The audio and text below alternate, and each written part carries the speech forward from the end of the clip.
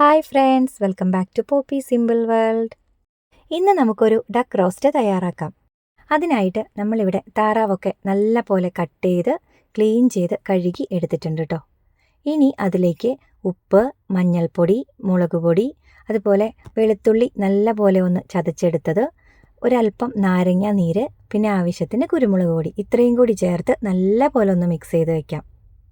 ഇനി ഇത് വേവുന്നതിനാവശ്യമായ വെള്ളവും കൂടി ചേർത്ത് കുക്കറിൽ ഒരു 3 വിസിൽ അടുപ്പിച്ചെടുക്കാം കേട്ടോ. താറാവൊക്കെ വെന്ത് വരുന്ന സമയം കൊണ്ട് നമുക്കതിലേക്ക് ആവശ്യമായ മസാല തയ്യാറാക്കാം. അതിനായിട്ട് ഞാൻ ഇതുപോലെ ഒരു ചട്ടി അടുപ്പത്ത് വെച്ചിട്ടുണ്ട്. ഇനി അത് നല്ല പോലെ ചൂടായി വരുമ്പോഴേക്കും അതിലേക്ക് വെളിച്ചെണ്ണ ഒഴിച്ചു കൊടുക്കാം. ഇനി അതിലേക്ക് ചെറിയ ഉള്ളിയാണ് കേട്ടോ ഇട്ട് കൊടുക്കുന്നത്. ഞാനിപ്പോൾ ഇത്രയും ചെറിയ ഉള്ളിയും അതുപോലെ തന്നെ ബാക്കി സവാളയും കൂടി ആഡ് ചെയ്ത് കൊടുത്തിട്ടുണ്ട്. ഇനി ഇതെല്ലാം കൂടി നല്ല പോലെ ഒന്ന് വഴറ്റി കൊടുക്കാം.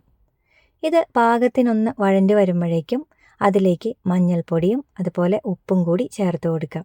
വീണ്ടും ഇത് നല്ല പോലെ ഒന്ന് വഴറ്റിയെടുക്കാം.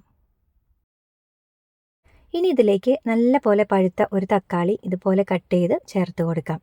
അതും നല്ല പോലെ ഒന്ന് വഴറ്റി കൊടുക്കാം. ഇത് പാകത്തിന് വഴണ്ടി വരുമ്പോഴേക്കും അതിലേക്ക് പൊടികൾ ചേർത്ത് കൊടുക്കാം. മല്ലിപ്പൊടി, ഗരം മസാലപ്പൊടി, മുളക് പൊടി, ഇത്രയാണ് കേട്ടോ ചേർത്ത് കൊടുത്തിട്ടുള്ളത്. ഇനി ഇതിലേക്ക് നമ്മൾ ചതച്ച് വെച്ചിരിക്കുന്ന ഇഞ്ചിയും വെളുത്തുള്ളിയും കൂടി ഉള്ളതുണ്ടല്ലോ, അതും കൂടി ഇട്ട് കൊടുക്കാം. പിന്നെ 2 പച്ചമുളക് ഇതുപോലെ കട്ട് ചെയ്തതും കൂടി ഇട്ട് വീണ്ടും നല്ല പോലെ ഒന്ന് വഴറ്റി കൊടുക്കാം.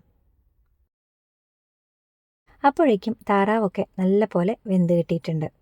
നമുക്കിനി അത് ഇതിലേക്ക് ഇട്ട് കൊടുക്കാം. ഇനി മസാലയൊക്കെ ഇതിലേക്ക് നല്ല പോലെ പിടിക്കുന്ന രീതിയിൽ ഇത് പൊടിഞ്ഞു പോകാതെ ഒന്ന് മിക്സ് ചെയ്ത് കൊടുക്കാം.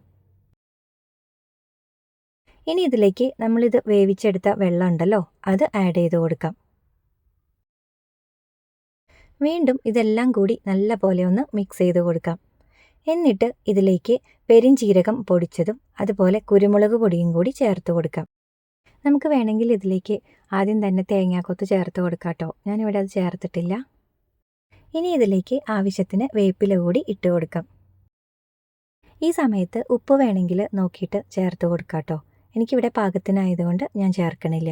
ഇനി ഇത് ചെറുതായി ഒന്ന് തിളച്ച് തുടങ്ങുമ്പോഴേക്കും നമുക്കിത് അടച്ചു വെച്ച് ഒരു 10 മിനിറ്റ് മീഡിയം ഫ്ലെയിമിലൊന്ന് തിളപ്പിച്ചെടുക്കാം.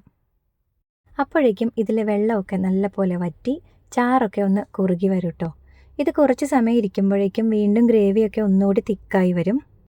ഇനി നമുക്കിതിലേക്ക് കുറച്ച് മല്ലിയില കൂടി ആഡ് ചെയ്ത് കൊടുക്കാം. എന്നിട്ട് ഒന്നുകൂടി മിക്സ് ചെയ്ത് കൊടുത്തതിന് ശേഷം ഫ്ലെയിം ഓഫ് ചെയ്യാം. അങ്ങനെ ഡക്ക് റോസ്റ്റ് തയ്യാറായിട്ടുണ്ട്. അപ്പോൾ എല്ലാവർക്കും ഈ ഒരു വീഡിയോ ഇഷ്ടമായാൽ ഈസ്റ്ററിന് ഇതൊന്ന് തയ്യാറാക്കി നോക്കണേ. മാത്രമല്ല ലൈക്ക് ചെയ്യുക, കമൻറ്റ് ചെയ്യുക, സപ്പോർട്ട് ചെയ്യുക. Thanks for watching.